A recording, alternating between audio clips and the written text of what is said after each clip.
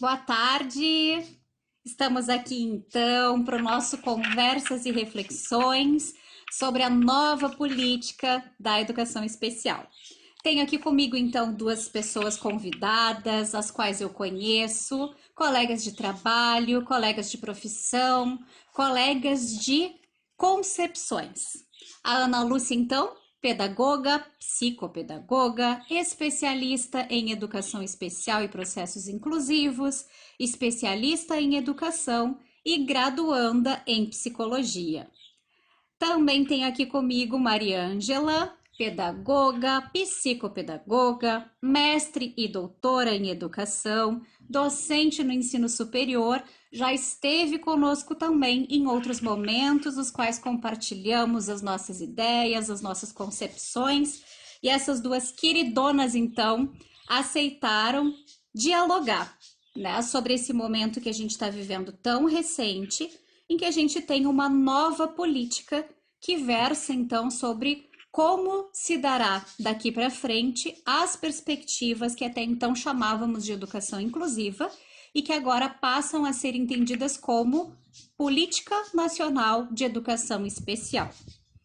Nesse sentido, então, antes da gente iniciar esse diálogo, né, que a gente tem um entendimento aqui de que podemos conversar sobre esses conceitos, poder conversar um pouco sobre quais as razões, talvez, que tenham, né, levado essas mudanças, por que essa política surge, então, em 2020, que é um ano que a gente sabe que tem sido um ano atípico, um ano de pandemia, um ano que, né, talvez não fosse próprio para que a gente tivesse mudanças tão significativas, especialmente em contextos tão diversos como o nosso cenário educacional brasileiro.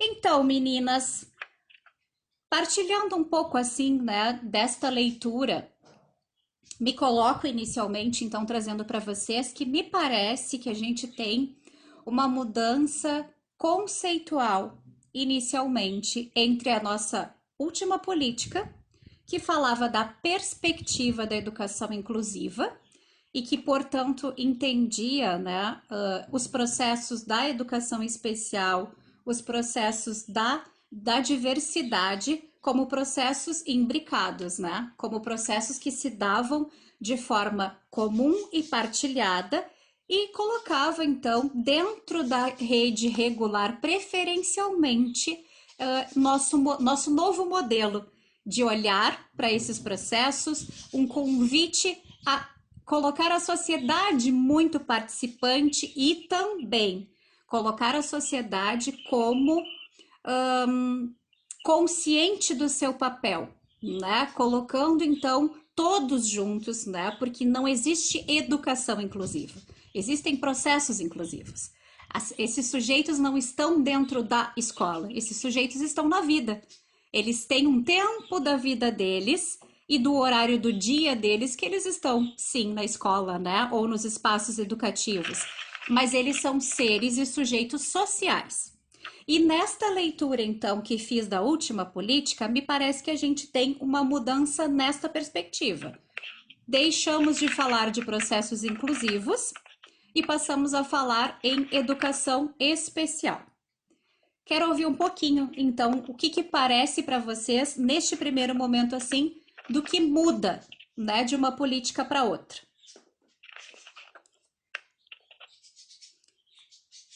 Pode começar. Quem quer começar, leva. É uma satisfação estar aqui com vocês duas, pessoas de referência dentro da questão dos processos inclusivos e o meu total respeito pela educação especial, primeiramente. Esse momento é um momento que vai além de uma discussão, é um momento de unir forças com unidade para a gente poder trazer à tona o que foi dito já na Constituição de 88, na LDB de 96, de coisas que a gente teve, que aconteceu no século XIX, com as instituições Pestalozzi, as instituições que vinham com esse caminhar, mas em função do quê? Em função de sempre ter a pessoa de ou ter a Mari, escolha. Então, ela veio de muita luta. tá cortando um pouquinho o teu áudio. Aham, Melhorou? melhorou. Tá. O que acontece? Porque aí eu vou abrir para a Ana falar também rapidamente, assim. Esse é um momento que vai além de uma discussão. Não aceitar o que está acontecendo. Por quê? Nós temos já conquistas realizadas dentro dos processos inclusivos. Eu costumo dizer que foguete não tem ré. Nós já voamos. Não tem como retroceder. Então, agora cabe às pessoas que estão nas escolas regulares, que passaram pelas escolas regulares, se posicionar com as famílias, porque tem detalhes que modificam. E esses detalhes acabam deixando as pessoas perceberem que pode ser bom. Mas é nas palavras que faz toda a diferença nesse contexto dessa política agora. Então, eu me peço pequenas palavras abertas para as escolas poderem escolher uma coisa.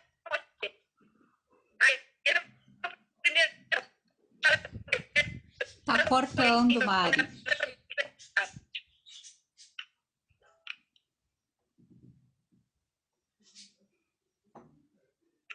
A Mari terminou? Não sei, cortou ali. Cortou o teu final para mim. Eu? Tá melhor. Tá. O que eu disse é que o que a gente tem que se apegar agora são pequenas as palavras que estão nas entrelinhas, que dizem muito para a família. Então, é nessa questão que a gente tem que orientar, inclusive, não só os professores, mas também as famílias. Porque essa questão da política falar sobre escolhas não tá bom. Tá? Certo. Bom, primeiro é um prazer estar aqui com vocês, Gil, obrigada pelo convite. Compartilhar esse momento com você, Mari, com vocês duas é riquíssimo. Eu aproveito o gancho da Mari, no que ela diz a questão de escolhas, né? Que a nova portaria, ela fala que é uma escolha para as famílias. E aí eu digo que não é uma escolha, a família tem direitos. Nós não estamos aqui falando de escolhas, não, nós estamos falando de direitos. Então, cabe essa reflexão muito mais a gente olhar para os direitos da família, para os direitos deste estudante, né? E aí ficar muito alerta ao que está se propondo, né? É um retrocesso, é o que nós falamos aqui, é um retrocesso. Não tem como reinventar a roda, nós já estamos na inclusão, né? A educação, ela requer muito mais. Então, a gente está aqui para tentar discutir e trazer essa reflexão toda de melhorias, mas isso baseado no que nós já temos, né? Então, quando se fala nesse primeiro momento que as famílias têm escolhas, isso muito me preocupa, porque nós temos que discutir direitos, né? E não escolhas. Então, nesse primeiro momento, me chama muita atenção, foi o que me deixou assim inquieta, né? Porque a educação especial, ela vem aí numa trajetória crescente. Por mais que nós tenhamos dificuldades, né? Seja de acessibilidade, seja de profissionais, mas a gente vem numa crescente. E não dá para agora simplesmente esquecer, né? Essa caminhada. A gente tem que continuar essa caminhada. Então, não é retroceder. Então, novamente, não são escolhas. Nós temos direito, as famílias têm direito a uma educação especial, inclusiva, de qualidade. Uhum. Perfeito.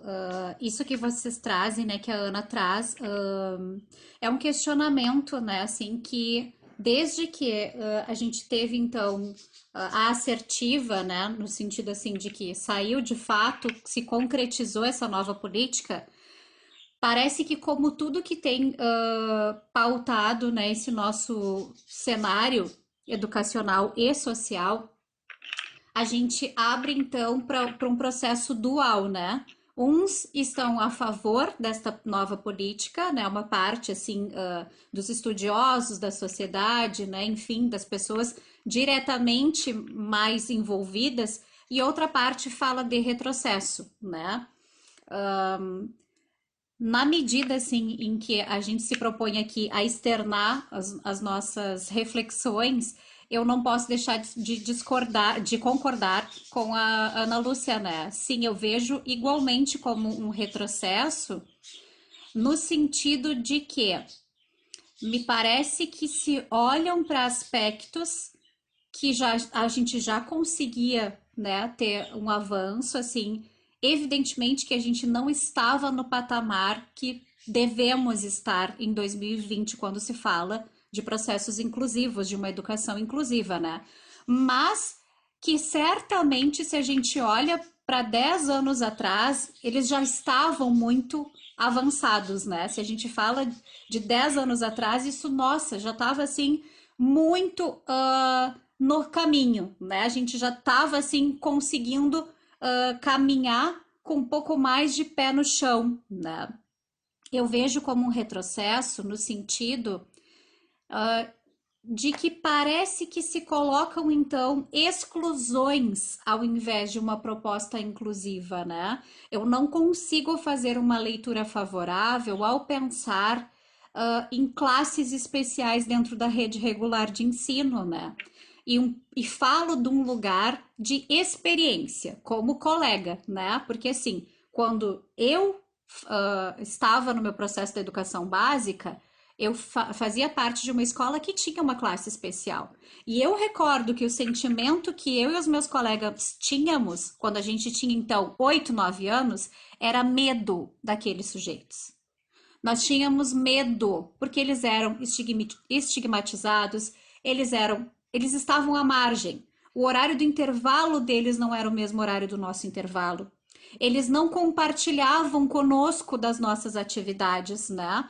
Então, fico pensando o quanto eu perdi por não ter podido vivenciar um processo histórico em que eu já tivesse como naturalizado o que eu via na rua, né? Porque assim, quando eu estava com a minha família na rua, é óbvio, a gente via pessoas com deficiência e não me causava medo. Eu tinha medo daquilo que eu não conhecia que estava acontecendo ali dentro do espaço educativo que eu estava. Então, fico pensando, é justo que a gente proponha que essa exclusão novamente se naturalize? Passo de novo a palavra para vocês. Bom, tá bom o áudio? Tá. Uhum. Melhorou? Melhorou. Tá melhor. Assim, pegando a ideia do direito que a Ana trouxe e as questões de benefícios, porque as possibilidades benéficas do convívio com todas as pessoas na diversidade são inúmeras. Inúmeras. Não tem como não dizer isso, assumindo o papel de experiência, que nem a Gisele falou, sobre as nossas conquistas hoje. Eu costumo dizer que se eu tenho um título de mestre, foi porque eu passei pelo laboratório, sim, de trabalhar com todas as crianças. E a mesma coisa tem a ver com o título de doutora. Mas eu quero dizer uma coisa, é um discurso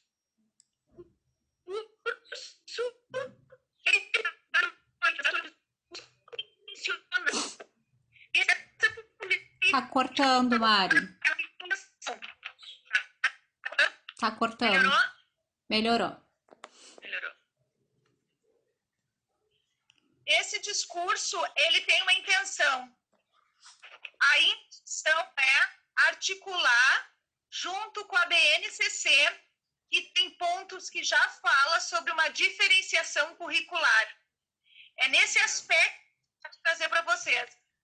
Quanto as palavras estão escondidas dentro de um discurso que não está sendo velado, está sendo falado.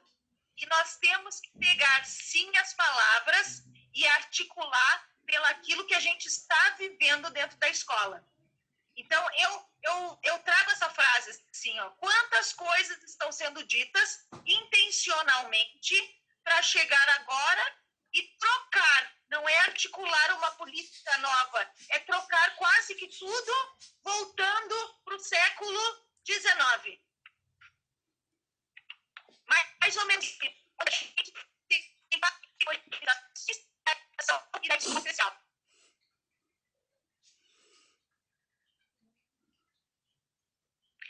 Bom, seguindo aí, a Gi fala, né, traz para a gente uma memória da infância dela, e em contrapartida a Mari já traz a questão curricular, né? Então, isso me faz lembrar, gurias, a questão da afetividade e da socialização, né? Então, e aí eu trago para vocês o Valon. Ele traz afetividade, ele nos diz que é o motor, né, para o processo educativo, né, para a aprendizagem. E aí a gente tem o nosso Vygotsky, que para ele é central esse processo de socialização, né, de interação com o meio. E aí vem o Piaget e diz para a gente o quê? Que é o cognitivo, que tem esse efeito que faz a gente aprender, mas ele diz o quê?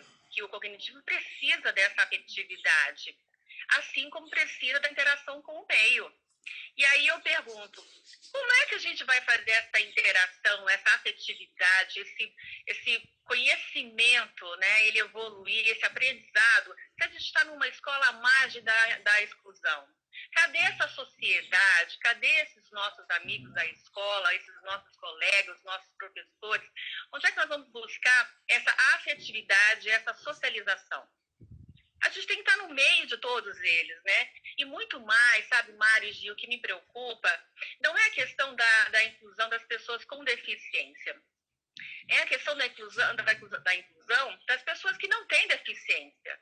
A Gi passou por isso, né? Ela teve pouco contato com colegas que eram deficientes. Mário, não sei se você teve essa experiência de ter também amigos, né, na infância. Eu tive na escola uma única amiga. Então eu penso, se nós tivéssemos essa convivência mais de perto, hoje seria completamente diferente. Muito diferente. Então me preocupa uma sociedade que não convive com a diversidade. Isso me preocupa. Como é que nós vamos educar as nossas crianças, os nossos filhos, fora desse convívio diverso? O que eles vão aprender com isso? Vão ser que tipo de adultos? Então, o que nós estamos propondo? Separar novamente a escola, ter escolas especiais? Por que a gente não tem essas escolas especiais dentro das escolas? Porque o lugar de estudantes é na escola. A gente tem que aprimorar e melhorar esse atendimento nas escolas, seja na parte curricular, né, Maria, seja na convivência. Então, nós precisamos estar perto dessa diversidade. Nós não estamos alheios a nenhuma deficiência, né? A gente tem que lembrar que nós podemos adquirir uma deficiência, né? A gente precisa só nascer com essa deficiência. Então, imagine de um dia para o outro que as coisas acontecem de uma hora para outra. E aí? Não vamos conviver mais, porque nós temos uma deficiência e somos obrigados a viver numa escola fora, né? Então, o que eu trago hoje é a questão da sociedade. Como é que nós, né, vamos separar, criar os nossos filhos à margem da diversidade? Eles precisam conviver com a diversidade, eles precisam entender, porque nós somos sujeitos de qualquer situação. Então, essa a minha preocupação em tirar da sociedade esse direito de viver com a diversidade e que nós encontramos todos os dias, né? Sabes, Ana Lúcia, ontem, quando eu né, provoquei, assim, as pessoas ao meu entorno a pensarem nisso, e fiz uma publicação na rede social, a minha provocação foi exatamente nesse sentido, né? Quem precisa ser incluído, precisa hoje, né? E quem hoje não precisa, não sabe do futuro. Porque eu concordo muito com o que tu disseste, né? Nenhum de nós pode ser omisso porque a gente não fala de educação inclusiva. Nós falamos de processos inclusivos. E o processo inclusivo, ele é para todos, ele é social. Essa dimensão que vocês trazem do afeto, né, gurias, é bem no sentido de se afetar. Porque, assim, sim, a necessidade, a diversidade, ela pode ser transitória. Se hoje uma de nós quebrar a perna, nós vamos precisar de espaços de acessibilidade, né? Ainda que a gente tenha uma garantia de recuperar essa perna e poder voltar ao padrão e à normalidade, né? Mas ninguém está livre de passar, eu concordo muito, assim, por uma situação, por doença, por um acidente que entre para essa estatística, que hoje não é importante para muitas pessoas, que hoje para muitas pessoas pode ficar só para a escola, só para as famílias quem tem alguém para incluir, né? Porque assim, eu não preciso. Eu tô bem, eu sou perfeita, minha família é toda perfeita, como se pudéssemos viver numa sociedade à margem, à parte disso, né? A Mari traz um pouco isso também na fala dela, quando ela diz assim: voltamos lá para o século XIX. E aí me fez recordar, Mari, no processo histórico da educação inclusiva no Brasil e da inclusão no Brasil, que o primeiro instituto que a gente tem é o Instituto para Surdos, né? Não me recordo, sei lá, 800 e alguma coisa, me parece que tenha sido, Instituto para Surdos. E este também é um aspecto que me chama a atenção na nova política, né? Porque parece que a gente volta a privilegiar uma das muitas facetas que a gente tem a atender, né? Não sei se para vocês também convoca esse olhar, mas assim, evidentemente que a gente tem que lutar por todas as frentes, né? E para mim, assim, todas as batalhas da educação inclusiva são iguais. A gente precisa, né, que todos se sintam e tenham o direito de se sentirem legitimados, seja a criança com um transtorno, seja uma criança com deficiência física, seja uma criança surda, seja uma criança cega, seja adulto, né? Não criança, mas assim, no processo. E me parece que a gente tem um privilégio colocado nessa nova política. Queria ouvir vocês um pouquinho, assim, vocês enxergam uma dimensão de um determinado privilégio ou um ganho, ou vocês fazem outra leitura desse momento? Gi e Ana, se é ruim o áudio, me faz assim que eu paro e retomo. Tá? Bom, o que eu trago agora, assim, ó? Como a Ana falou sobre a questão que Vallon fala sobre o motor, Piaget e Vygotsky também falam sobre essa questão. Piaget traz a questão do combustível, que é o vínculo afetivo, tá? Quando, em 88, se falou de uma educação para todos, a gente não pode categorizar. Isso já está implementado. Quando eu tenho uma política nacional que ainda traz transtorno global do desenvolvimento, onde não usamos mais esse termo, seguindo as exigências da questão internacional, que é uma preocupação, né, do DCM-5. Então, o que está acontecendo? A categorização, ela está muito clara e explícita diante de todo o documento. Nós pensamos não somente na questão dos surdos, que muitas vezes eles estão sendo privilegiados, mas que bom, só que alguém que está na frente já está colocando eles em uma outra classe. Uma classe que talvez a educação especial ela possa pensar que alguém, que nem a Gisele falou, vai ser privilegiado. E isso causa uma divergência no pensamento de cada deficiência. Então, vai acontecer, inclusive, uma inimizade diante desse contexto geral sobre essas questões que isso não pode acontecer. Porque nós pensamos em processo de todos. Processo de todos é aquela questão horizontal de união, unidade, de unir forças. Inclusive, Gisele e Ana, eu li também sobre isso, que agora os intérpretes de Libras vão ter que fazer isso gratuitamente, de forma voluntária. Então, essas questões, elas estão sendo escritas, definidas por um grupo de pessoas que talvez tinham que escutar mais. As pessoas que estão na escola regular e querem realmente. Porque agora a máscara cai. Agora as coisas vão ser vistas. E nós não podemos deixar aquilo que está escondido não vir à tona. Porque se uma escola tem uma filosofia, a filosofia de atingir a todos, de atender a todos, de querer o bem de todos, a dignidade, as coisas vão ser vistas. Por isso que eu digo, sempre quando procurar uma escola para o seu filho, primeiro veja a filosofia, se você é cliente ou se realmente você é uma pessoa da sociedade.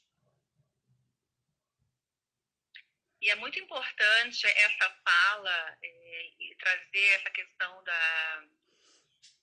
da escola bilíngue, né? Porque o que a gente vê com isso, né, Mari, como você disse, o que me preocupa, sabe, Mari, essa questão de trazer uma certa discordância entre a educação, dentro da educação especial, né? Porque a gente não está querendo favorecer um ou outro, a gente quer favorecer a educação inclusiva, a educação especial, e quem dela precisa, né? Então, tem a questão da separação, novamente de uma escola para a SUS, mas isso, de fato, para eles não é interessante. Né? Mas é interessante para um aluno com autismo, como você mesmo diz, a gente nem sequer mudou o TGD ainda, né? Imagina, a gente está falando de TEA há muito tempo e se discute ainda TGD, quer dizer, não dá para comparar, né? A gente tem que olhar os nossos estudantes de acordo com o que eles nos apresentam, né? De acordo com a sua deficiência, e aí em cima da sua deficiência, da sua necessidade, a gente propor melhorias. Agora, não é pegar, como está sendo feito, colocar todo mundo no mesmo conjunto e dizer isso vai fazer bem para todo mundo.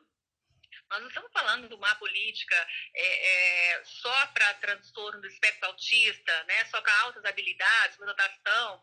Nós estamos falando de uma política que cabe para todos. Então, como é que é entender esse todos? Então, me preocupa quando se fala de subjetividade. Cadê? Cadê esse olhar, então? Esse olhar singular para esse sujeito, não é? Cadê esse pensar nesse sujeito de acordo com o que ele realmente precisa? Então, uma política que coloca todo mundo na mesma situação, eu não acredito que a gente consiga, de fato, chegar ao objetivo merecidamente de uma educação de qualidade. Uhum. Perfeito, gurias, assim, eu acho que vocês trazem, assim, coisas que são fundantes, né? Elas estão... Na base, a gente não constrói em terreno arenoso, né? A gente não constrói com solidez sem base, né? E eu não sei, um pouco eu fico incomodada porque me parece que, assim, nós estávamos construindo alicerces, né? Não estava pronto ainda, né? Mas, assim, os alicerces estavam sendo construídos. E ouvindo, né, e conversando, e claro que assim, a minha busca foi também no sentido de rememorar um pouco assim, né, só um pouquinho, quem são as pessoas que escreveram aquela política anterior, né, por que que aquele era o olhar, qual era o contexto. Então, evidentemente, assim, fui resgatar as falas da Mantuan, né, que é uma referência. Da mesma forma, me autorizei a escutar também o que está sendo dito contrário, né? As pessoas que estão defendendo, então, essa nova política, né? E fico me perguntando quem ganha com essas mudanças, né? Porque alguém vai ganhar, né? E a gente sabe, assim, não quero entrar numa questão político-partidária, acho que nem é nossa intenção, mas assim, socialmente, né, enquanto coletividade, enquanto assim, cidadania, quem ganha na visão de vocês com essas alterações que foram feitas? A gente tem que fazer, eu não quero entrar na política, mas de uma certa forma, sutilmente, eu vou ter que falar, tá? O que acontece? Nós temos uma memória, algumas pessoas, dentro desse contexto, memória curta, certo? Por quê? Quando a gente vota em alguém, a gente não lembra como esse alguém começou dentro desse percurso. E eu quero fazer um contraponto com essa questão dessa política agora, tá? Sabe quem ganha?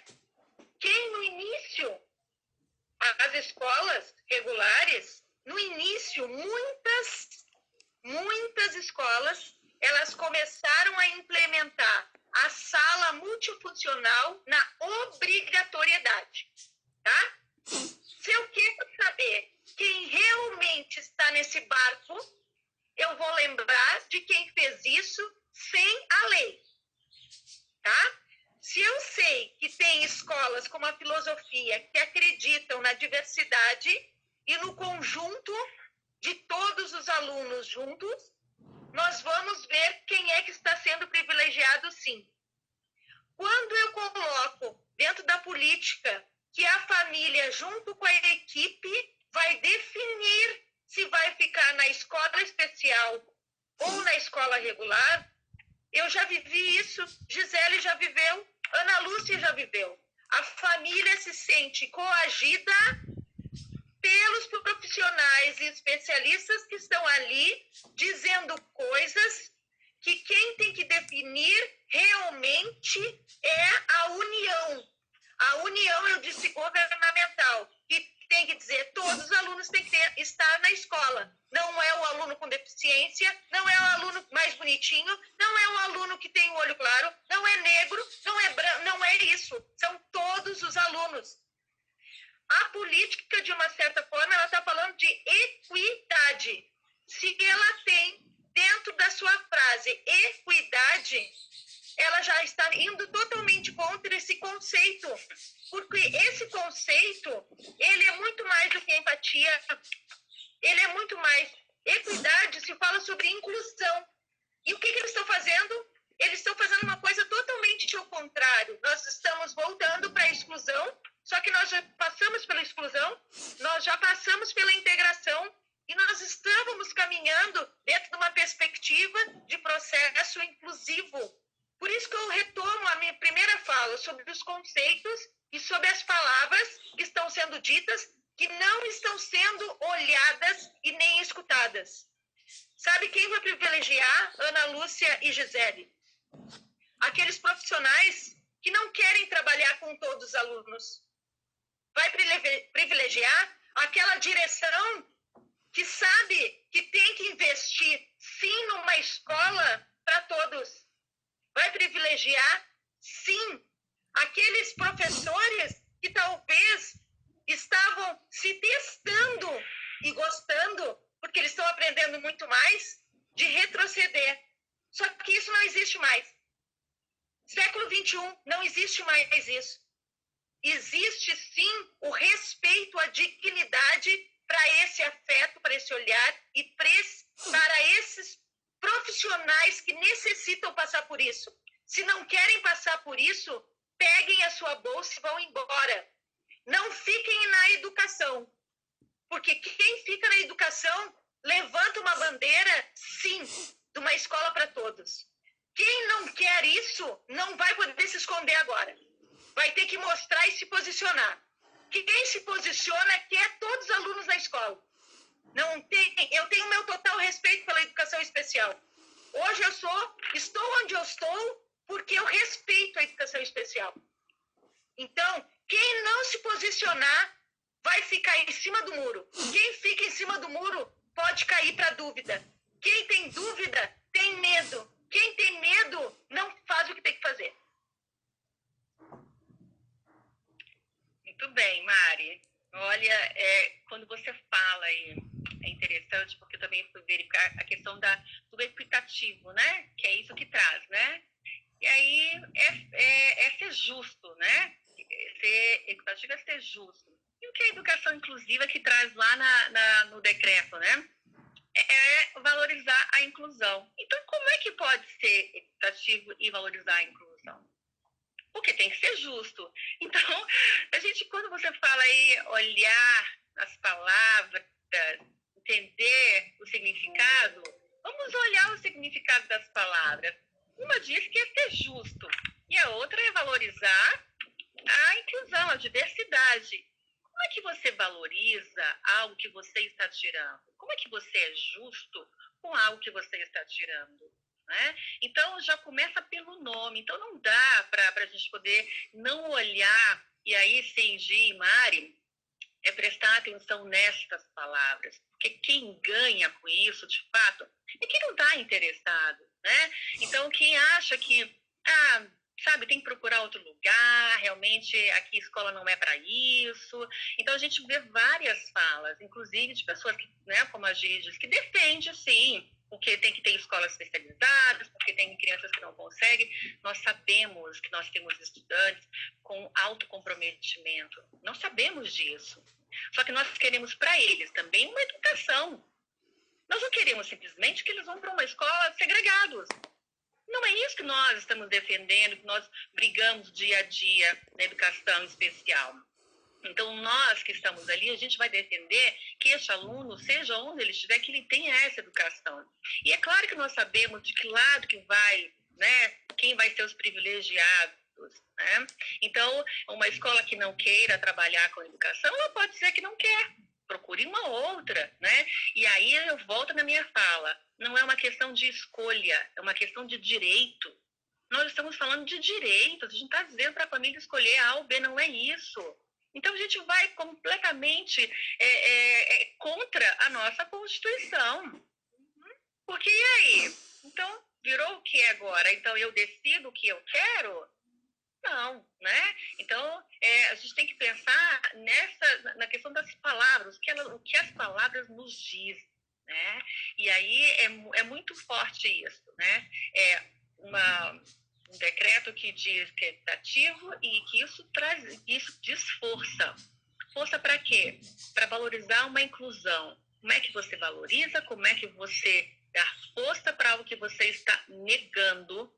Né? Ou simplesmente dizendo, você faça o que você tiver vontade, né? Ou seja, eu não vou dizer nada, se a tua escolha é para ir para uma outra escola, que vá.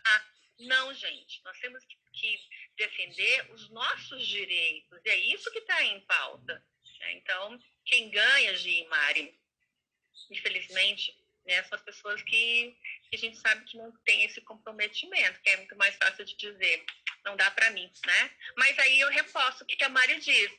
Gente, quem gosta de educação especial, só fica quem gosta, sabe? Quem realmente tem amor e realmente entende esse sujeito, né? Essa singularidade, essa subjetividade. É isso que a gente procura. E a gente não culpa, eu não culpo nenhum profissional que não queira, muito pelo contrário, não quer, maravilha, deixa o lugar para outros que realmente queiram. Assim como eu não consigo em outras profissões, eu não vou me meter. Agora, tem que se fazer uma educação para aqueles que de fato querem ser educados. Eu tenho que dar aquilo que eu tenho. Então, se eu tenho algo de bom, se eu tenho afetividade, se eu tenho conhecimento, se eu tenho competência, é isso que eu vou dar. Ficar em cima do muro, realmente, não dá, né, Mari? A gente pode cair, né, Gi? Se machucar, e o pior, pode cair em cima do outro. Que eu acho que é o maior problema que acontece. Né? Ouvindo, gurias, assim, vocês, eu não consigo deixar de colar nas coisas, assim, que me inquietaram, né, do final dessa semana, que foi quando a gente teve, então, essa publicação. E uma das coisas que me inquietou muito foi ver justamente isso que vocês estão trazendo, a ausência de posicionamento das pessoas que trabalham com educação. A gente discute muito, muito sobre muitas coisas, né, que estão acontecendo, e claro, evidente que eu entendo também, aqui no Rio Grande do Sul, né, Ana, a gente tem um possível retorno às aulas, né, acontecendo agora no mês de outubro. Então, claro que eu sei que isso convoca também, né, esses educadores a uma preocupação. Mas quando isso cai, né, tá aqui, tá posto, eu não consigo compreender o silêncio. Que é isso, né, que vocês estão trazendo assim, né? É o que não está sendo dito, está sendo dito também, né? O que está nas entrelinhas, o que está no silêncio também é explícito. Então, essa ausência de posicionamento, eu concordo muito com o que vocês dizem assim. Para mim, ela legitima o lugar de quem vai ganhar, né? E aí eu acrescento, gurias, assim, né? Assim como não cabe uma escolha porque é uma garantia de direitos às famílias, como a Ana Lúcia está dizendo, né? E como a gente sabe, LDB, ECA, né? ONU, tudo, né? Direitos garantidos, não tem escolha. Eu também não vejo a dimensão da escolha de um educador trabalhar ou não com educação inclusiva. Não é escolha, né? Não passa por essa dimensão. Então, se tu és educador, tu vais trabalhar como educador com todos. Não é uma escolha, né? Então, também passa por aí. E se não é uma escolha, porque a escolha que tu tem é permanecer na área ou não permanecer na área, tu tem o direito de ir para qualquer outra, né? Mas nesta área, tu não tem escolhas a fazer. Tu vai trabalhar gostando, se identificando, tu pode te aprimorar, né? E assim, tem que se aprimorar, mas não escolher o teu público. Isso não é legítimo e nunca poderá ser legítimo. Jamais deveremos autorizar que isso seja legítimo, né? Não. Mas eu fico também rememorando, gurias, o que Mantua diz, que é muito isso que vocês trouxeram, assim, né? A dimensão inclusiva é da dimensão do afeto. Ela é da dimensão do olhar para o outro, do reconhecimento do outro, né? É desta dimensão do que eu vou olhar para aquele sujeito e eu vou sim trabalhar com as potências daquele sujeito. E eu vou achar estratégias para acessar essas potências desse sujeito, né? E ela defende isso e defende como técnica, especialista e defende também como mãe, né? Então, eu penso que assim, a escuta dela para mim é uma escuta muito válida, né? É um discurso que eu assumo com muita tranquilidade. Mas quero trazer também o contraponto, porque eu escutei uma pessoa que também tem uma certa relevância, me parece, um professor pós-doc, que também é pai, né, de um sujeito que tem TEA. E ele traz, não ficou em cima do muro, pelo menos se posicionou, que bom, né? Mas ele traz esse contraponto, assim, de que ele acha, sim, que né, tem que passar pela dimensão da escolha das famílias, porque ele diz que todas as famílias e todos os professores sabem que não acontece. Então, assim, chegam lá no 4º ano alguns sujeitos da educação inclusiva que não foram alfabetizados e nunca mais serão, porque é uma enrolação que está acontecendo. Porque é um engano que está acontecendo. Porque estão dentro da escola, supostamente incluídos, mas não estão aprendendo. Esse é o discurso desse sujeito, qual eu não preciso falar o nome. Mas assim, por que eu trago isso tudo, né? Porque assim, para mim, ficou claro que a dimensão trazida pelos outros autores, e que vocês também trazem na fala, que é a dimensão do afeto, né? Da legitimidade do outro, né? Ela não é um consenso, né? Tem pessoas que estão extremamente preocupadas com a aprendizagem no sentido só formal, né? Que é um pouco, eu acho, que o que acontece com esses professores que não se posicionam e que também assumem esse lugar de é melhor que esses sujeitos estejam mesmo em outro lugar, em outro espaço, porque eu não consigo ensinar, porque ele não aprende. Então, eu tô fazendo esse contexto, gurias, para costurar a questão do quando vamos falar que verdadeiramente o cerne de todas essas questões é o modelo de escola, modelo educacional pautado em currículo que nós temos, pautado em aprendizagens de conteúdos que não são significativos, que não estão costurados com a realidade, né? E fico pensando, se a gente tem, e de novo assim, né, quando a gente resgata as nossas memórias, né, se a gente ainda estuda a fórmula de Bhaskara, né? Não que a fórmula de Bhaskara não tenha sua validade, tem a validade ali para o exercício mental daquele processo, mas que existem outros caminhos para fazer também, né? Não é diminuir, dar valor mais ou menos, mas quando que nós vamos trazer para a questão da discussão da educação inclusiva este cenário que é maior, que é uma discussão do porquê que mantemos bases curriculares como as que temos desde sempre no nosso processo educacional.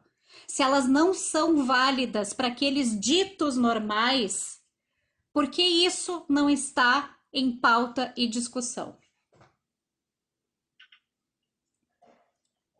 Bom, quer falar, Ana? Posso falar primeiro? Depois seguimos assim? Seguimos assim. Ou tu quer quebrar padrões? Eu adoro quebrar padrões. Assim, bom, diante disso, Gi, olha só.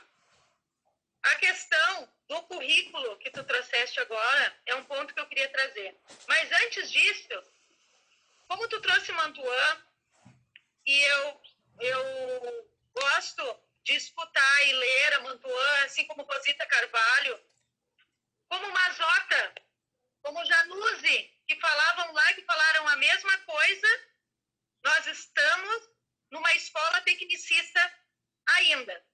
Então, assim, é a mesma técnica, é a mesma forma, só coloca uma roupagem diferente. Metodologias ativas. Mas na hora que finaliza as metodologias ativas, tem uma avaliação. Tem uma avaliação com nota. O que adiantou a metodologia ativa? Não adiantou de nada, tá? Então, eu faço dentro dessa perspectiva tecnicista ainda, tá? Olha o que o Mantuan fala, Gisele. O Ministério da Educação não pode estar à frente de um retrocesso vergonhoso em relação ao direito que a Ana fala, ao direito da educação. É um retrocesso vergonhoso mostrado na nossa cara.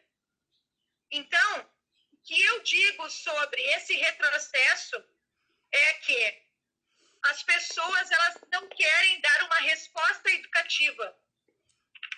A partir do momento que não dão uma resposta educativa, que não é tão difícil, basta ter olhar, afetividade e vínculo de saber o que tu está fazendo para todos os alunos.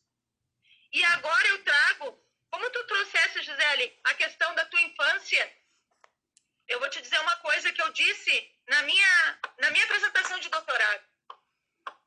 Por que eu cheguei para estudar a educação especial, a educação inclusiva, porque entrou, não por acaso, nas nossas vidas, nem na tua, nem na da Ana e nem na minha, porque a gente tem uma história. Quando eu era pequena, aos 8 anos, quando eu vi um menino, um senhor já, de síndrome de Down, longe, e eu sozinha, eu entrava numa outra rua, talvez com medo daquele sujeito com síndrome de Down, um ser humano, eu fui em casa e falei para minha mãe, eu tô com medo, o que está acontecendo? Porque poucas vezes a gente tinha alguém diferente em escola privada, regular, que pudesse fazer o que está acontecendo hoje no mundo. Porque as crianças não têm preconceito. Quem tem preconceito é o adulto. O adulto que tem preconceito, a criança tem curiosidade e quer aprender. Eu consegui fazer, ainda nessa terra, ser amiga daquele sujeito que eu trocava a rua. Eu trocava a rua e ele se tornou um dos meus melhores amigos no sentido de aprendizado. É o tio Valdir, eu chamava ele. E ele me mostrou o quanto é importante a gente respeitar o próximo. Mas eu tive que aprender sozinha, porque eu trocava a rua. E hoje eu digo, eu luto pelo que eu luto para ninguém mais ter que trocar a rua. Para para nenhuma criança desviar, porque isso é triste de um ser humano fazer isso. Mas tem pessoas que não têm essa oportunidade de poder reverter situações. Então, eu estou aqui junto com vocês para poder reverter uma situação que muitas pessoas não estão falando porque estão sendo coniventes e estão gostando vergonhosamente dessa situação, dessa política, desse decreto. Muitas pessoas agora que votaram, talvez, nesse governo, que estão lá em cima por pessoas também de surdos e qualquer outro transtorno, votaram para estar lá, agora vão se dar conta do que está sendo feito, essa categorização vergonhosa e estúpida. É isso que eu tinha a falar.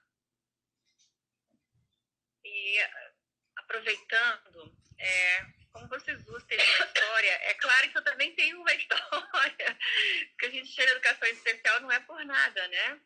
Então, no meu 5º ano, eu tinha uma amiga, não é uma amiga, para mim no tempo era uma amiga, e era deficiente auditiva.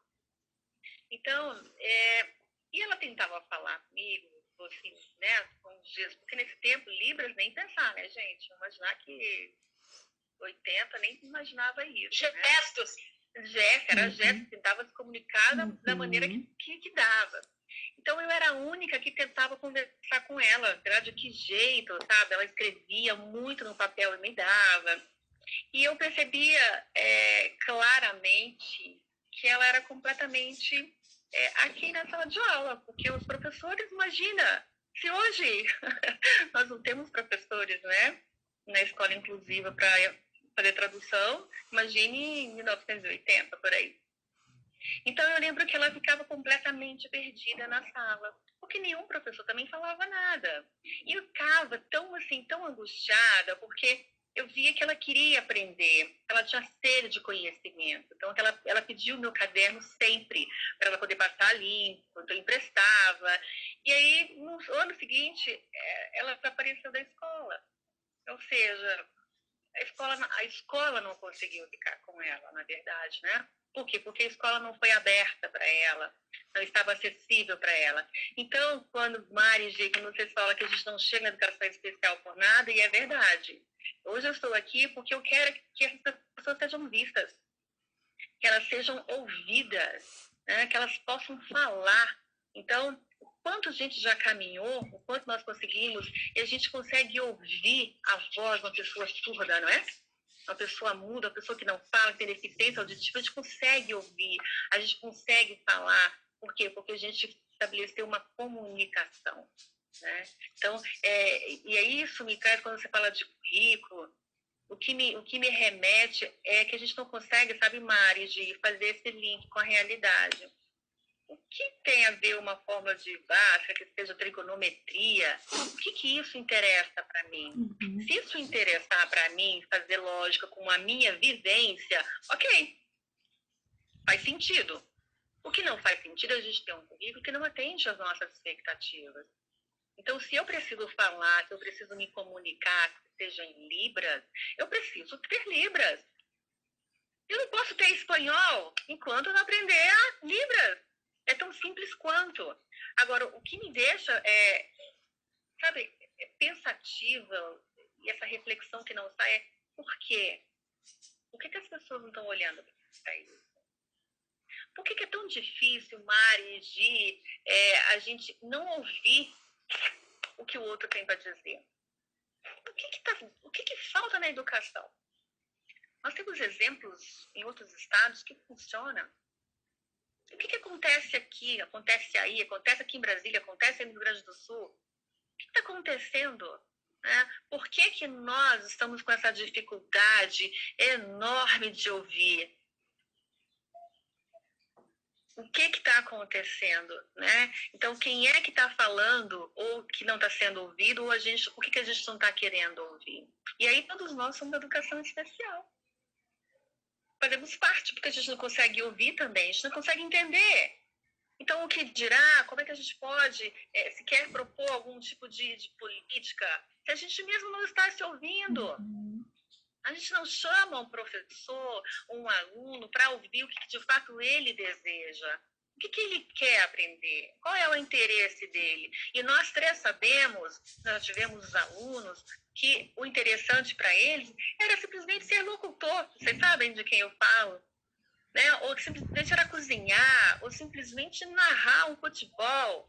E aí eu vou ficar ensinando o que para ele se eu não faço essa ligação com o que ele deseja? Nós somos sujeitos desejantes, nós desejamos sempre. Então, nós somos movidos a afeto, a carinho, a desejos. E quando os nossos desejos não são realizados, nós ficamos frustrados. Mas nós conseguimos falar, verbalizar, brigar, gritar. E quem não pode? Então, esse currículo ele tem que ser acessível. Ele tem que falar por mim. Ele tem que dizer por mim. Né? Alguém tem que dizer assim, olha, a Mari, a Gia, a Ana precisa disso. Precisa aprender um verbo, porque para ela é necessário que ela vai fazer, vai construir poemas, ela precisa saber o que isso significa. Agora, conhecimento solto não é conhecimento, né? A gente sabe que é apenas uma informação vaga, né, Mari, né, Gi? Uma informação vaga, que não traz sustentação de aprendizado, de conhecimento. Então, nós estamos à margem hoje de uma educação que nós não conseguimos escutar quem de fato precisa ser ouvido, né? E aí eu lembro uma vez que eu falei para um colega meu, ele é terapeuta, eu falei assim, mas acho que não adianta a gente falar para quem não quer ouvir. Aí ele me disse, você está errado, Ana Lúcia. A gente tem que falar justamente para quem não quer ouvir. E eu sempre achava assim, mas porque quem não quer ouvir, a gente tem que insistir em falar, tem que mostrar o que é real. Então, vale a pena falar para quem não quer ouvir. Então, gurias, eu acho que a gente tem que falar, refletir, trazer esses questionamentos sempre, porque um dia ou outro essa pessoa vai acabar ouvindo e vai ver que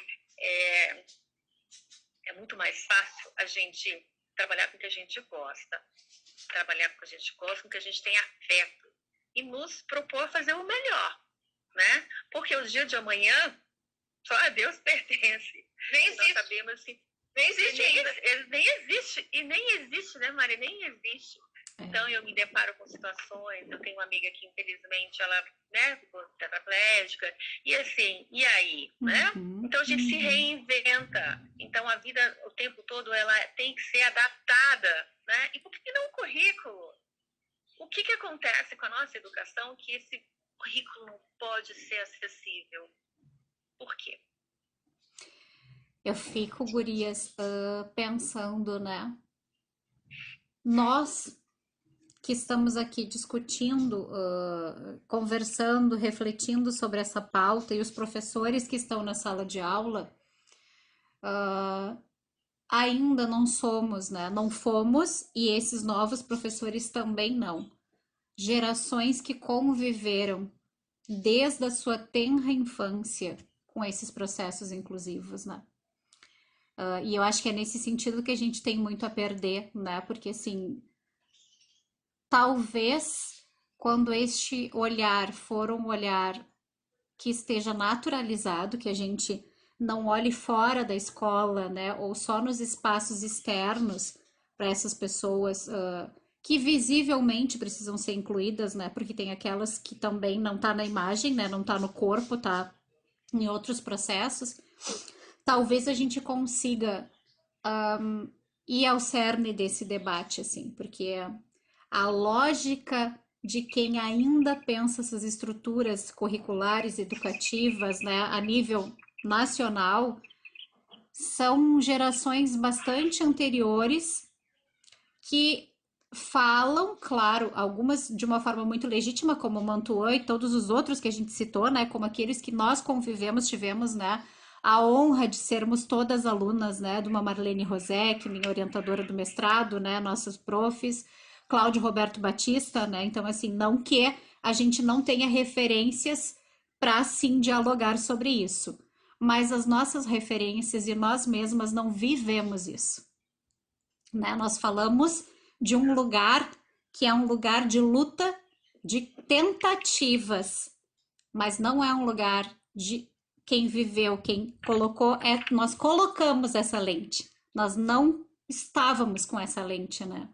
Então, um pouco a minha esperança, assim, é de que a gente possa estar falando de um processo que, se continuarmos, né, que a gente de fato não entre nessa exclusão, que as nossas próximas gerações possam fazer outra leitura e, consequentemente, convocar mais mudanças, né? E a gente tenha, então, espaços educativos mais como a gente estava dialogando aqui, né? Com uma proposta que passa pelo currículo, passa pelas atividades e que elas sejam coerentes e que elas sejam significativas, né? Que bem lembra a Mari ali, né? Que faça sentido o que eu vi e com o processo que vai ser o derradeiro de avaliação, né? Que a avaliação de fato seja processual e não desconectada daquilo que foi tentado ser adaptado, né? Mas, gurias, assim, isso também me leva a pensar, né? Porque, assim, o que diferencia de fato uma escola especial ou uma classe especial, né, para uma rede regular? O que acontece lá magicamente numa classe? Vamos pensar, tá? Uma estrutura. É a mesma escola, eu tenho uma classe especial com um professor especialista. Qual é a mágica que aquela pessoa faz ali? Ou qual é a mágica que aqueles fazem lá na escola especial que não pode ser feita na sala de aula típica, normal? Vocês sabem cadê essa maletinha mágica? Vocês sabem onde vende isso? Essa capacitação mágica que acontece? Bom, eu nunca trabalhei em escola especial, mas eu vou dizer uma coisa. O que veio na minha cabeça agora, e aí vocês que são especialistas dentro dos processos inclusivos, eu sou metida dentro dos processos inclusivos. Eu lutei para estar me metendo aonde realmente eu quis estar. Estou. Sabe o que diferencia? Quando a pessoa está dentro de uma escola especial, arde no coração dela o desejo de estar lá. As pessoas os professores que estão numa escola regular, eles querem trabalhar com os alunos, mas ainda não arde o desejo de trabalhar com todos os alunos. Sendo que na educação especial, tu quer aquilo ali, tu quer desenvolver, tu quer olhar, e tu tá lá dentro. Nós temos profissionais maravilhosos que trabalham na educação especial. Como eu queria que esses profissionais estivessem na escola regular para mostrar a sua vivência, para mostrar o seu afeto, para mostrar o seu amor e poder dizer assim, todos, não são pessoas diferentes e limitadoras como as pessoas estão colocando agora. Então, a minha diferenciação nesse sentido, Gisele, como tu provoca essa pergunta, tu faz esse provocar, quando as pessoas trabalham numa escola especial, que seja ou municipal ou estadual, elas vão lá fazer um concurso e elas colocam trabalhar na educação especial.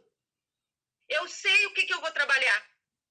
Agora, o professor, o docente, ele espera ter formação para trabalhar com educação especial, sendo que ele tem formação de trabalhar com pessoas.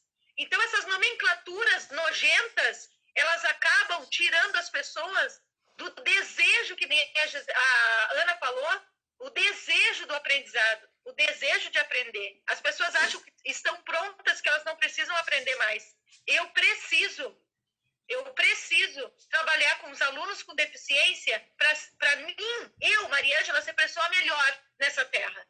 Eu não posso deixar eles à margem de uma sociedade como sempre estiveram. Então, eu acredito que a gente aprende muito com a classe especial. Aprende? Nós. Mas essa classe especial já está dentro da escola regular. Não tem como voltar. Olha o absurdo.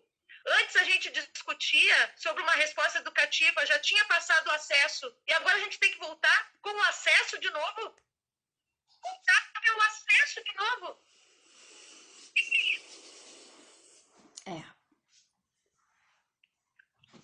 Ai, Gi, essas perguntas, elas tão difíceis, né, Mari? Provocativas, né? A diferença que eu vejo de um professor, uma classe especial, um centro de ensino especial, é o professor. É o próprio profissional. Porque os alunos são os mesmos, gente. Nós temos, tanto na classe, na escola comum inclusive, nós temos diversidade. Nós temos alunos que não conseguem aprender. Né? Nós temos alunos que foram abusados. Nós temos alunos que não têm condições nem sequer de se alimentar em casa. Né? Não tem o que comer, não tem o que vestir. Nós temos que lidar com esse tipo de situação e diversidade de vidas, né? São vidas nas nossas mãos. Então, são vidas com deficiência, são vidas com necessidades, né? São vidas roubadas, né? E aí, é este profissional que está à frente dessas vidas que é diferente. Porque nós temos o mesmo público de alunos, né? Porque nós temos diversidade. E aí, sim, é o que eu digo. Como é que a gente pode não olhar para essa diversidade? Se eu sou um professor de uma classe especial, de uma classe inclusiva, de um centro de ensino especial, eu sou professor. Eu vou lutar por aquele aluno. Se ele tem um transtorno de espectro autista, se ele tem uma deficiência intelectual, se ele tem deficiências múltiplas, eu vou lutar. Se ele é superdotado, eu vou lutar. Se ele é uma pessoa que vive em condições de rua, eu vou lutar. Não é isso? A gente não é isso que a gente... E quem é que está à frente desses nossos estudantes? Quem é que vai diferenciar? São os estudantes? Não, gente. Quem vai diferenciar, o meu ponto de vista, é o professor que está ali na frente. É ele que é o sujeito, é ele que vai passar este aprendizado, é ele que vai proporcionar este crescimento para essa diversidade. Então, o que muda para mim é essa postura do profissional. Sabe, se a gente tiver sempre bons profissionais, como a Mari falou, como o Gico fala, que é você trabalhar com a alma, trabalhar com o desejo, você vai ter bons profissionais na escola regular, inclusive. Precisa de uma outra escola especial? Não. Né? E aí esse questionamento, o que tem de diferente para mim? Tem um profissional de diferente. Porque os alunos, nós estamos lidando com eles o dia inteiro, com todos esses mundos, né? Com todas as experiências que eles nos trazem, seja eles deficientes, seja ele deficiente auditivo, sejam eles índios, sejam eles mulatos, sejam eles negros, pardos, não interessa, são pessoas. E aí nós temos esse compromisso, né, de fazer essa diferença para eles. Mas para as escolas não pode ter diferença, porque a escola tem que ser única, né? Ela tem que transmitir o quê? Conhecimento, o saber. Então, essa é a diferença. Cadê esse profissional?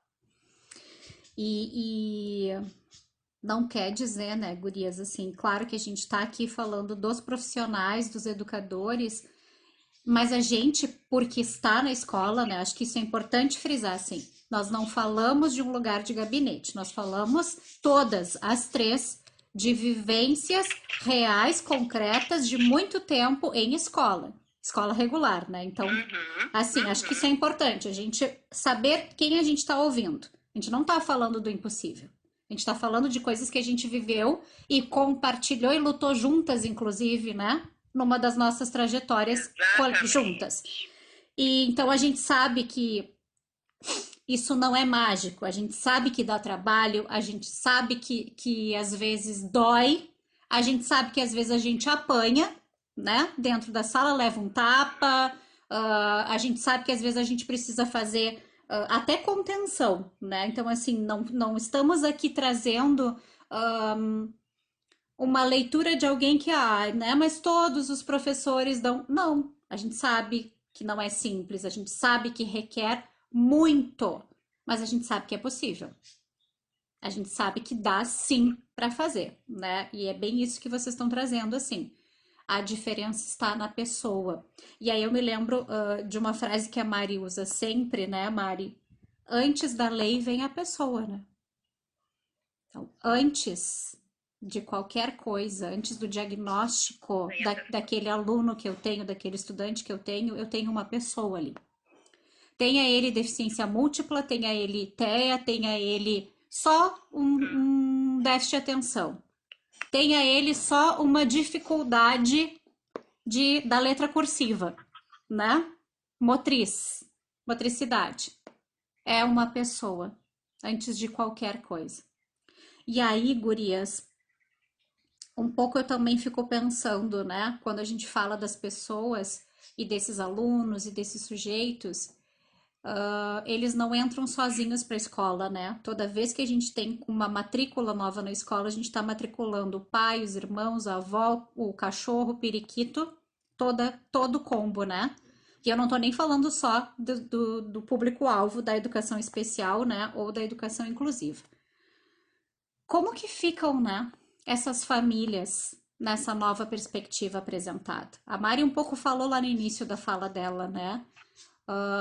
Parece que eles ficam à mercê de uma coação, né?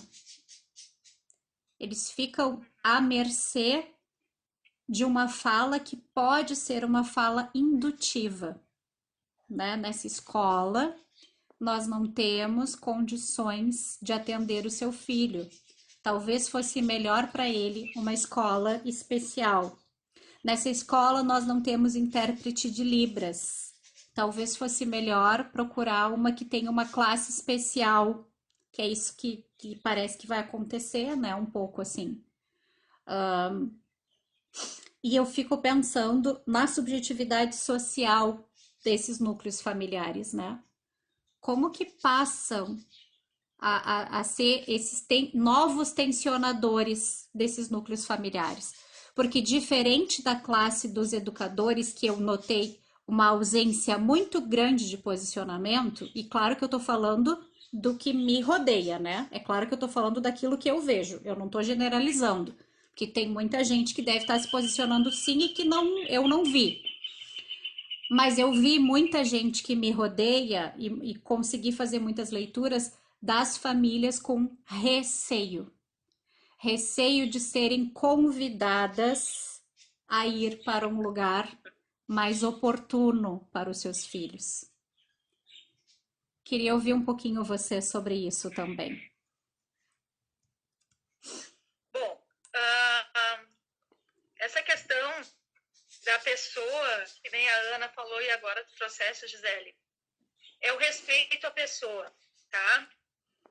A palavra que eu uso agora, diante tanto dos professores, das famílias, eu e a Gisele, nós somos orientadora educacional, mas eu também compartilho da psicopedagogia com a Ana.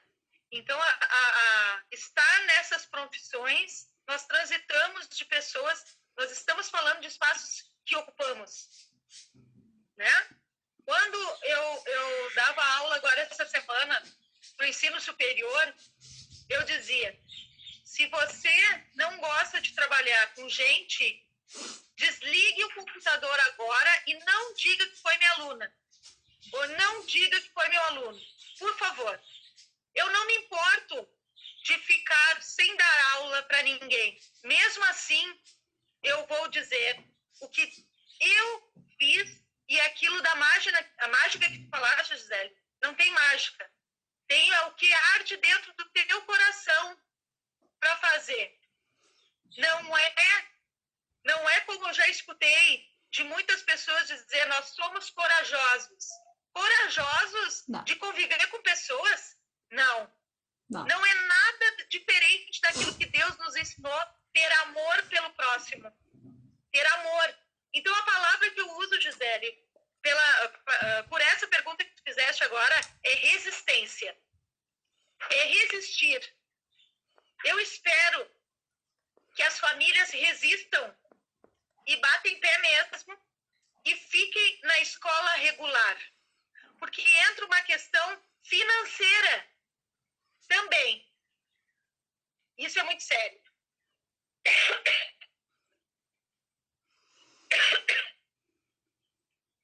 Bom, Mari, nós que somos orientadores, porque eu também sou orientadora educacional. Então, nós sabemos o que é ouvir essas famílias, né? quando ela nos traz essas angústias, né, do que fazer, de onde colocar o seu filho, né, ou em muitos casos seus filhos, né. Já nos deparamos com famílias que têm 1 ou 2 ou 3 filhos com deficiência. Então, eu acho cruel, sabe, Gi, Mari, eu acho cruel você deixar para a família essa decisão. Uhum. Porque a família já está tão sobrecarregada, né, com a educação e traz essa luta, né, essa convivência, essa batalha para fazer com que esse filho aprenda, que colocar mais essa responsabilidade para ela decidir o que é melhor, eu acho que não é justo, né? Não é equitativo, né?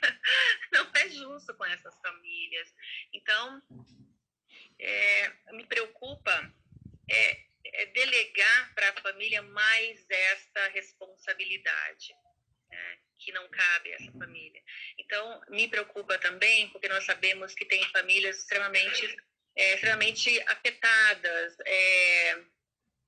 fragilizadas. Uhum. E aí, nesse momento, ela pergunta, o que eu faço, Mário? O que eu faço, Gisele? O que eu faço, Ana Lúcia? Me diga, o que é melhor para o meu filho, né? Então, é muito simples dizer que é ela que vai decidir.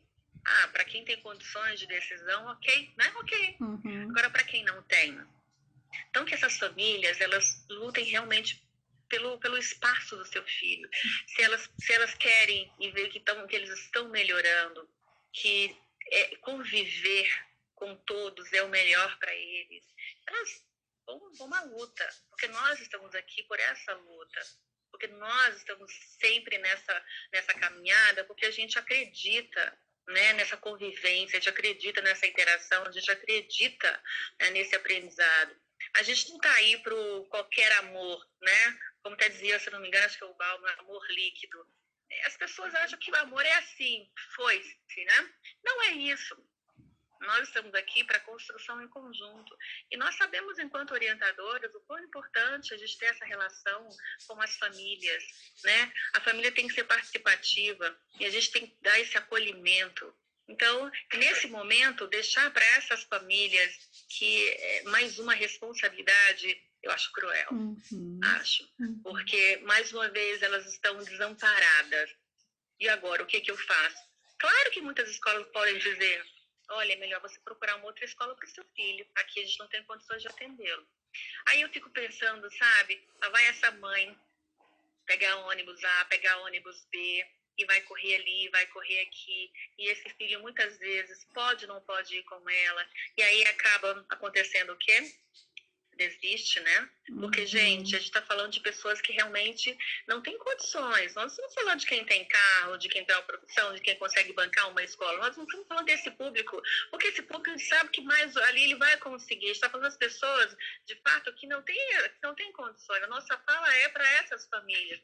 São para esses estudantes que estão correndo o risco de perder um espaço, né, na sociedade, porque a escola é um lugar de sociedade, né? É onde a gente aprende. Então, essa é a minha preocupação, com as famílias e delegar para essas famílias, neste momento, mais uma responsabilidade. Sim. Elas escolhem o que é melhor para os filhos. Nessa situação, acho que não seria justo deixar para que as famílias escolhessem, mas sim proporcionar lugares, escolas, atendimentos melhores. Né? Em vez disso, você pode escolher, mas você vai escolher entre o quê? Né? Você tem que favorecer, tem que chegar para essas famílias. Agora, tem que buscar isso, não acho que é justo. Eu só vou, antes da Gisele falar, eu concordo plenamente, Ana, isso que tu falaste. E agora me veio uma conversa que eu tive com uma mãe, uma família, que ela fez essa pergunta para mim, e eu olhei bem nos olhos e disse assim, ó, eu não acredito que tu estás me perguntando isso. Então, se tu estás perguntando isso, a gente encerra o assunto e tu vai ler sobre filhos, sobre amor de filho e local e direito. Na hora, ela se deu conta e disse assim, aqui que ele tem que estar. Por quê? O que acontece, Gisele e Ana? a gente não vê o que acontece numa sala de atendimento. A gente não vê. A gente, como orientadora, e agora eu não me lembrava que tu era orientadora, agora mais...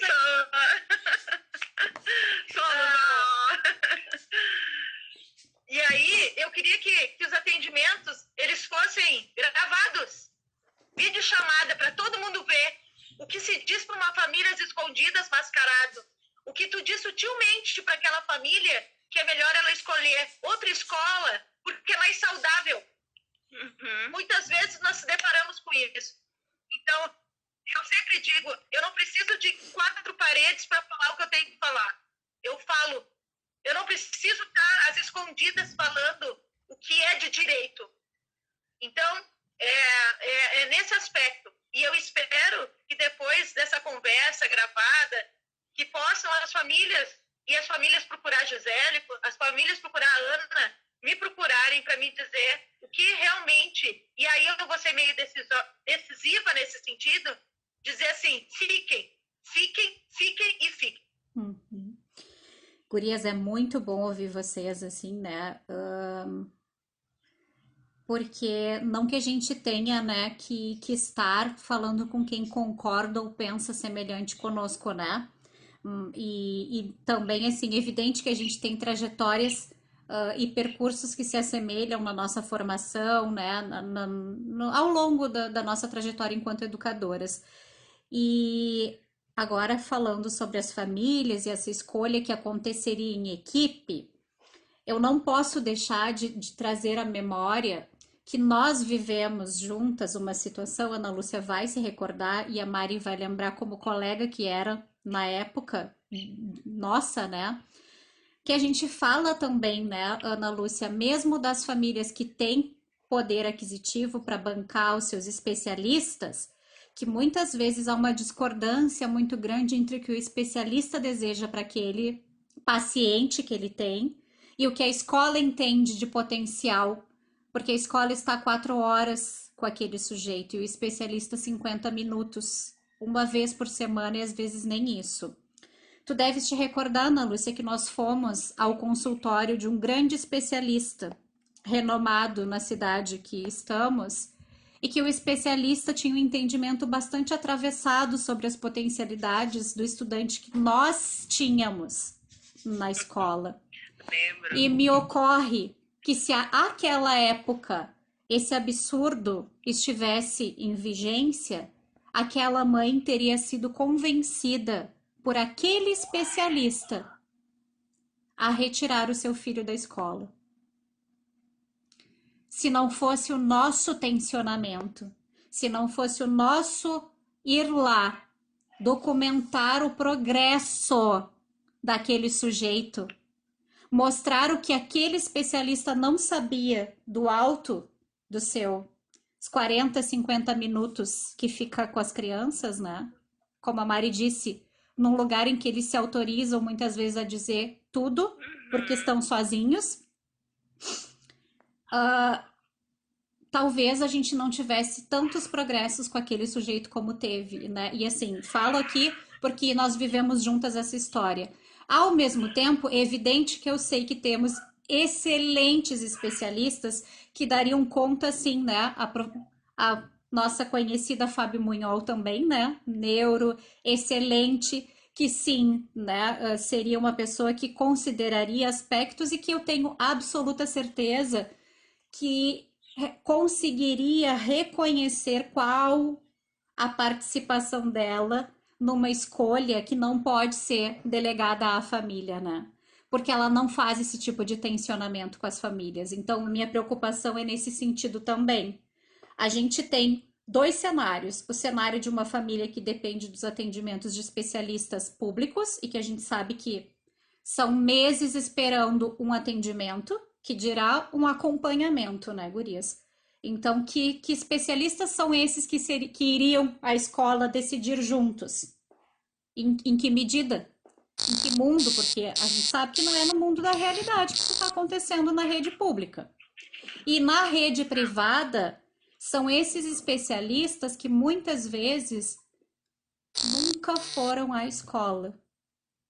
Nunca dialogaram com a escola, a não ser através dos próprios pais, né? A não ser através assim, eu fui lá essa semana e o fulaninho de tal, doutor fulano de tal, disse que ele está assim, assim, assim, e aumentou assim, assim, assim, tal medicação. Então, que diálogo é esse hipotético que está documentado ali, né, nessa nova política, e que a gente sabe como orientadoras, gurias, que não é real, que de um universo muito grande de alunos com atendimentos terceirizados que necessitam, a gente infelizmente poucos temos que se relacionam na dimensão de troca com a escola, na dimensão de uma escuta ativa à escola, na dimensão de reconhecimento de saberes que a escola também tem sobre esses sujeitos que eles atendem.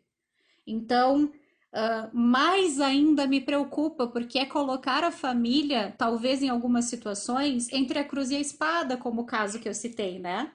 É colocar a família assim num lugar de quem tem mais validação, o médico, especialista da área da saúde ou a escola. E a gente sabe que a historicidade do nosso país mostra que a escola perde feio nessa balança, né? Que a escola fica lá no chão, que infelizmente a gente ainda tem a clínica e os aspectos da saúde como referenciais e normativas, em detrimento das aprendizagens que a escola e das potencialidades que a escola trabalha com esses sujeitos da educação inclusiva, né? Não sei se vocês concordam, gurias, mas é mais uma provocação para a gente também já ir podendo encerrar essa nossa reflexão, essa nossa conversa, né?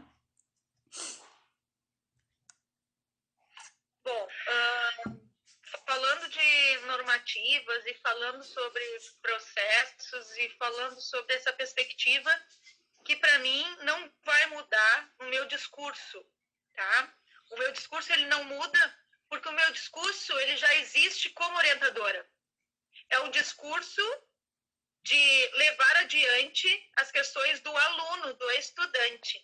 Então, eu não vou deixar categorizações diante a minha estar como orientadora, na profissão de orientadora, na profissão de mentora ou professora. A questão é que geração que nós estamos formando, nós docentes do ensino superior, que acredite sim nessa possibilidade, que não caia num discurso de um sistema de ensino que vai colocar sim essa decisão na mão das famílias. As famílias nesse momento, elas não conseguem discernir sobre esse aspecto. Por quê? Porque elas esperam que o especialista possa dar caminhos solucionáveis diante daquilo que estudou.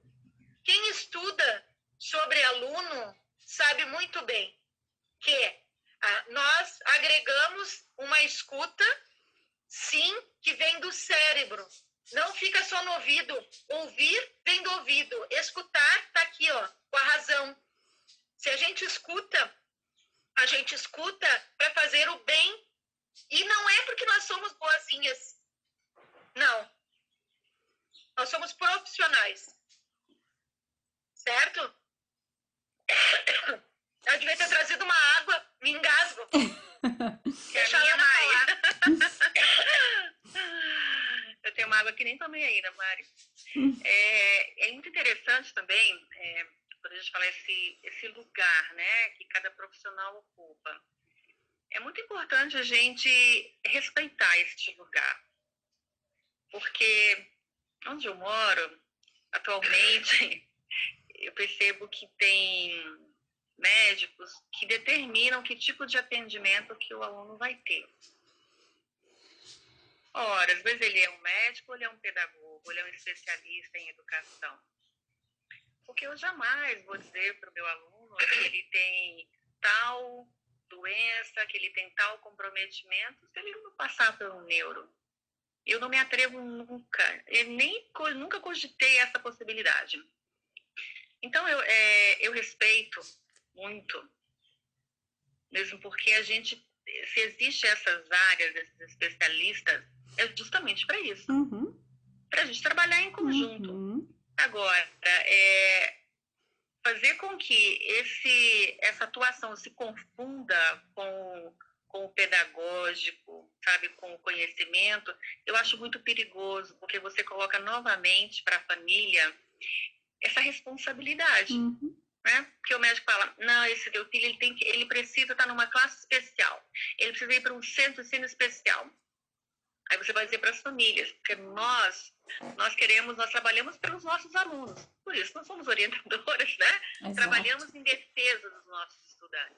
Então, nós queremos o melhor para eles. A gente visualiza e a gente aprendeu, a gente estudou para isso. Que, em certas situações, o convívio com os seus pares é o que tem de melhor. E nós três sabemos que temos exemplos aí de pessoas que conviveram com seus pares, que estão felizes da vida por aí e se deram muito bem. Por quê? Porque a gente disse para as famílias, fique aqui. Acredita, porque aqui é um lugar melhor para o teu filho. Então, teria que ter essa sensibilidade de não ultrapassar os seus limites, né? Então, a educação com a saúde, elas não têm que ser inimigas, elas têm que ser aliadas. Aliadas. E aqui a gente tem uma grande discussão aqui, né? Quando eu digo em Brasília, porque a gente, acho que todos os estados, né, permeia essa discussão da saúde com a educação. Então, a gente não está aqui para dizer quem é que sabe mais ou quem é que sabe menos. Nós estamos aqui em prol do nosso estudante ou do paciente dele, né? Porque nós queremos o bem para ele. Então, cada um na sua área sabe o que é melhor, né? Então, acho que cabe essa reflexão e, de fato, caberia um debate, sabe, de alguém da saúde. Eu sempre vivo provocando, querendo esse debate, porque eu já fui em vários. E sempre essa questão, sabe, Marilis, do laudo, né? Que a saúde não quer dar esse laudo porque não cabe à saúde, aí a educação precisa desse laudo para matricular numa classe especial, e aí a gente acaba que o nosso bem maior, que é o nosso estudante, ele fica ping-pong, né? Pinga para lá, pinga para cá, e a gente não chega a um consenso.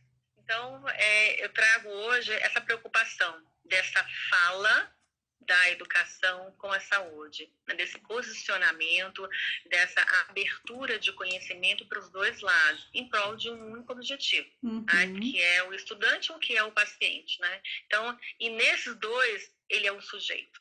Aí ele é um sujeito para nós, ele é um sujeito para a saúde, ele é um sujeito para a educação. Ele é um sujeito. E aí é para esse sujeito que nós temos que olhar, né?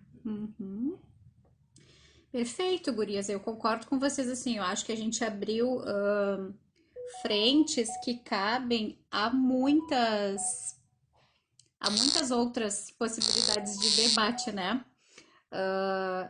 Até porque temos, né, ainda bem assim, trajetórias bastante completas nesse sentido, né? De experiências, de vivências, de exemplos positivos para trazer, né? Então, acho que super concordo, assim, né? E acho importante, Ana, o que tu frisou, assim. Não é desmerecer e muito menos desrespeitar a área da saúde, né? Mas também não deixar que a área da educação seja desrespeitada por eles, né? Então, não é uma trincheira que estamos cada um de um lado, mas é poder reconhecer que, infelizmente, há um tensionamento para desvalidar a educação, né? No nosso contexto nacional mesmo, né?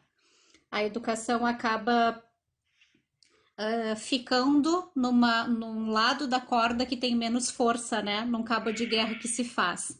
E eu acho que os nossos, e eu digo sempre muito isso, né? Eu sou ativista da pedagogia. É o pedagogo quem estuda, o pedagogo é o especialista em educação.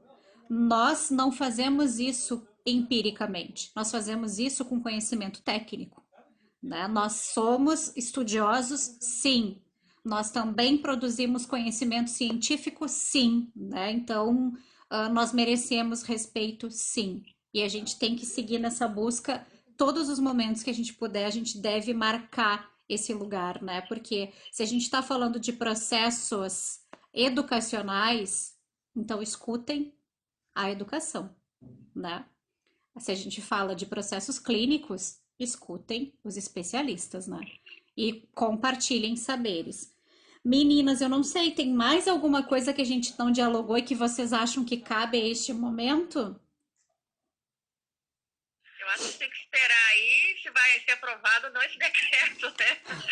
Porque há um burburinho aí se vai cair ou não. Então, acho que é, é uma expectativa para essa semana, né? Saber o que vai acontecer. É. Não, e também tem algumas discussões que vão acontecer nessa semana sobre isso, sobre esse debate, sobre esse posicionamento, né? E a questão é importante dizer que a partir do momento que a gente trabalha com, a gente não está contra, é com. O crescimento é com. O trabalho com as famílias é com, não contra. O trabalho com a saúde é com, não contra. Então, dentro desse aspecto, eu acredito que essa discussão ainda deve acontecer em muitos outros momentos, para a gente poder, sim, levar para as nossas redes sociais esse movimento de fala, de posicionamento. Eu também sou a favor que quem fala sobre o processo pedagógico é o pedagogo, não é o filósofo. Ele pode, nós podemos filosofar, mas a gente sabe o espaço do filósofo, do sociólogo, do assistente social, do psicólogo, cada um tem a sua função. Uhum. Então, o que cabe, sim, e agradecendo já essa discussão, porque nós crescemos com a discussão e posicionamento. Nós não precisamos concordar com tudo, mas nós precisamos se posicionar, sim, porque isso é construção, tá? Então, diante disso, Gisele, eu já quero te agradecer esse momento, dessa discussão tão importante, desse momento rico com vocês duas, falando sobre... Eu continuo falando sobre processos inclusivos. Seguirei também. Aproveito, então, para dizer também que para mim foi um momento muito especial, rico, porque poder rever vocês duas, para mim é um prazer, uma emoção muito grande. Vocês são pessoas que me são muito caras, assim, eu tenho uma admiração por vocês duas, um carinho, um amor, assim, olha, louca para dar um abraço em vocês. Sim. Então, esse momento foi muito importante, porque a gente está vivendo uma situação muito diferenciada, né? Então, em meio a essa pandemia, e a gente percebe que nessa situação a educação especial ela ficou um pouco mais aquém, né? Porque a gente sabe que nem todo mundo tem recursos tecnológicos, principalmente educação especial, né? Para ser atendida nesta pandemia, né? E falamos tanto da socialização, e que para eles é extremamente importante a socialização. E nós estamos justamente vivendo o quê? Um distanciamento social. Né? Então, a gente pode perceber, fica para uma reflexão, como é que seria viver esse distanciamento social por muitos anos. É assim que muitos dos nossos alunos vivem. Um distanciamento social imposto, né? Porque você é obrigado a ficar isolado. Então, vamos refletir, nós estamos vivendo uma pandemia, um isolamento social obrigatório, né? Porque para nossa saúde, né? Ele é obrigatório porque isso nos cuida, né? Nos previne de uma doença. E o que é esse isolamento social para a educação especial, que vive sempre em isolamento? Quantos dos nossos estudantes viveram em isolamento social por muitos e muitos anos? Então, é bom perguntar, e você em casa? Queria viver assim por mais quanto tempo isolado? Então, é essa reflexão, é essa fala que eu deixo de agradecimento e de questionamento, de reflexão mesmo. Né? E estamos aí com um decreto que faz novamente a gente permanecer em isolamento social. A pandemia vai acabar. Pensem bastante nisso. A pandemia vai acabar. Não podemos continuar com esse isolamento, seja ele social, seja ele cultural, seja ele pessoal, né? E principalmente, seja ele educacional. Então, nós não queremos viver isolados, nós queremos viver em sociedade. É isso. Perfeito, gurias. Muito obrigada. Vocês sabem, né, assim, a gente já teve, graças a Deus, a oportunidade de estar juntas, né, e de compartilhar os saberes, então, não é, né, é público e notório o quanto eu admiro vocês, o quanto eu admiro os percursos de vocês, o quanto eu legitimo os saberes que vocês têm. E se tem uma coisa que para mim é muito caro é eu escuto e aprendo com as pessoas que eu admiro. Eu preciso admirar as pessoas.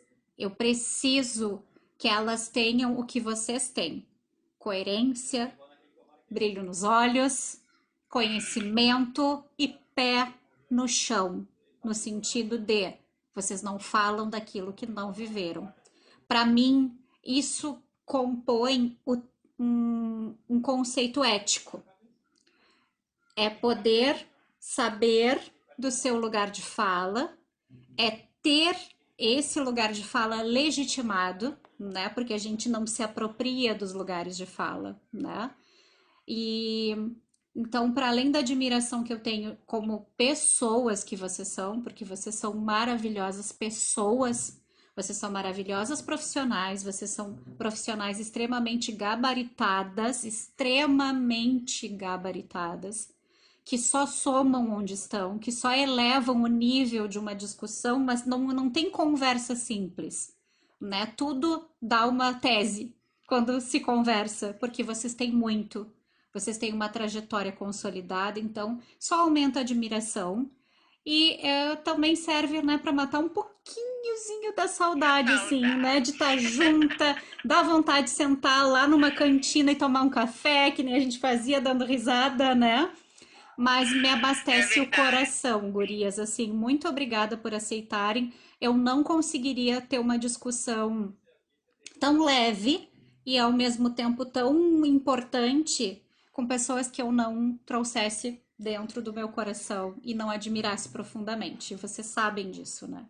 Então, agradeço, assim, disponibilidade num domingo de tarde, abrir um tempinho para a gente discutir algo que é tão caro para todas nós, né? E que, assim, com certeza é a nossa mola propulsora de vida, né? Porque, assim, não tá ali quando a gente tá dentro da escola. Isso a gente tá fazendo na vida.